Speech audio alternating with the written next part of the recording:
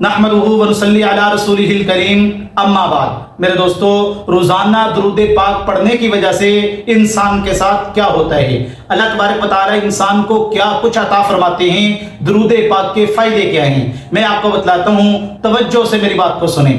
دوستو، اللہ کے نبی علیہ السلام کے جتنے حقوق ہیں ان میں سے ایک حق یہ ہے، اللہ کے نبی علیہ السلام کے ساتھ دل و جان سے مسلمان کو محبت ہونی چاہیے۔ سب سے زیادہ محبت امام الانبیاء صلی اللہ علیہ وسلم سے ایک امتی کو ہونی چاہیے۔ یہ اللہ کے نبی علیہ السلام کا حق ہے، اور یہ محبت رسول ہی ہے جو انسان کو اللہ کے نبی علیہ السلام پر کثرت کے ساتھ درود پاک پڑھنے پر ابھارتی ہے۔ اللہ کے نبی علیہ السلام وہ ہستی ہیں جو وجہ کائنات بن کے آئے۔ میرے دوستو، ساری کائنات کو اللہ تبارک و تعالی نے میرے محبوب صلی اللہ علیہ وسلم کے صدقے بنایا۔ حضرت آدم علیہ السلام کو جب اللہ تبارک و تعالی نے حکم دیا کہ جنت میں اس درخت کے قریب نہیں جانا، لا تقربا هذه الشجرة، کہ اے آدم یہ جو درخت ہے اس کے قریب آپ نے نہیں جانا۔ حضرت آدم علیہ السلام درخت کے قریب چلے گئے، جس کی وجہ سے اللہ تبارک و تعالی نے حضرت آدم علیہ السلام کو اور اما حوا علیہ السلام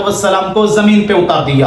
اب حضرت آدم علیہ السلام اللہ تبارک و تعالی سے دعائیں کرتے رہے، اللہ تبارک و تعالی سے معافی مانگتے رہے، توبہ کرتے رہے۔ قرآن مجید کے اندر اللہ فرماتے ہیں فَتَلَقَّى آدَمُ مِن رَبِّهِ كَلِمَاتٍ، ہم نے حضرت آدم علیہ السلام کے دل میں کچھ کلمات ایسے ڈالے جن کے ذریعے سے وہ مجھ سے معافی مانگتے رہے، توبہ کرتے رہے، دعائیں کرتے رہے۔ وہ دعائیں کون سی ہیں؟ قرآن مجید کے اندر مذکور ہیں۔ ان میں سے ایک دعا یہ بھی ہے، ربنا ظلمنا انفسنا وان لم تغفر لنا وترحمنا لنکونن من الخاسرین، اللہ تو ہی مجھے معاف کرنے والا ہے، تو ہی ہمارے اوپر رحم کرنے والا ہے۔ تو حضرت آدم علیہ السلام پتہ نہیں کتنی دیر تک اللہ تبارک و تعالی سے دعائیں کرتے رہے، معافی مانگتے رہے، لیکن آگے سے کوئی جواب نہیں آیا۔ اب جواب کب آیا یہ بات میں آپ کو سنانا چاہتا ہوں۔ حضرت عمر رضی اللہ تعالی عنہ کی غالباً یہ روایت ہے، اللہ کے نبی علیہ السلام سے حضرت عمر رضی اللہ تعالیٰ عنہ روایت نقل کرتے ہیں،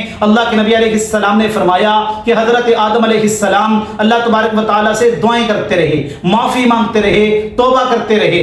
اچانک دعائیں مانگتے ہوئے حضرت آدم علیہ السلام کی زبان پر یہ کلمات جاری ہو گئے، یہ کلمات پڑھے۔ وہ کلمات کیا تھے؟ حدیث میں موجود ہیں، اللہم انی اسألک بحق محمد ان تغفر لی، اے میرے مالک میں تجھ سے حضرت محمد مصطفیٰ صلی اللہ علیہ وسلم کے وسیلے سے آپ سے معافی مانگتا ہوں، توبہ کرتا ہوں، میری توبہ کو قبول فرما، ان تغفر لی، مجھے معاف کر دے۔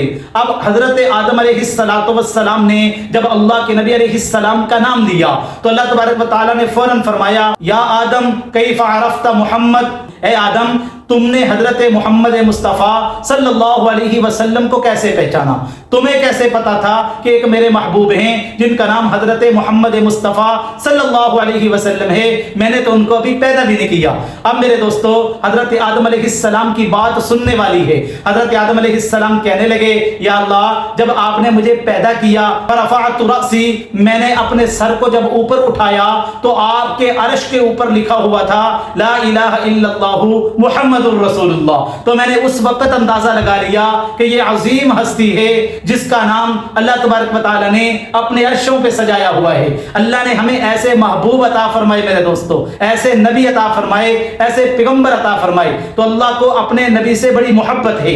میرے پیارے نبی صلی اللہ علیہ وسلم وہ ہستی ہیں جو قیامت کے دن بھی اپنی امت کو نہیں بھولیں گے میرے دوستو۔ تو اللہ کے نبی کے حقوق میں سے ایک حق یہ ہے، اللہ کے نبی پر کثرت کے ساتھ درود پاک پڑھا جائے۔ تو آج جمعۃ المبارک کا دن ہے، جمعے والے دن ویسے ہی اللہ کے نبی علیہ السلام پر کثرت کے ساتھ درود پاک پڑھنا چاہیے۔ میرے نبی نے فرمایا قیامت میں سب سے زیادہ میرے قریب میرا وہ امتی ہوگا جو میرے اوپر کثرت کے ساتھ درود پاک پڑھتا ہوگا۔ ایک حدیث مبارکہ کا مفہوم ہے، جو بندہ روزانہ 1000 مرتبہ میرے اوپر درود پاک پڑھتا ہے، اللہ تبارک و تعالی اس وقت تک اس کو موت نہیں دیں گے جب تک اس کو جنت میں اپنا ٹھکانہ نہ دکھا دیں۔ میرے دوستو، درود پاک کی بڑی برکتیں ہیں۔ حضرت سلطان محمود غزنوی رحمۃ اللہ علیہ کے بارے میں آتا ہے روزانہ 5000 مرتبہ اللہ کے نبی علیہ السلام پر درود پاک پڑھ کے پھر سویا کرتے تھے۔ تو اس لیے میرے دوستو درود پاک کو اپنی زبان پہ سجائیں، انشاءاللہ درود پاک کی برکت سے اللہ آپ کو عزتیں بھی عطا فرمائیں گے، مقام بھی عطا فرمائیں گے، بلندیاں بھی عطا فرمائیں گے۔ اللہ تبارک و تعالی ان باتوں کو سمجھنے کی توفیق عطا فرمائے۔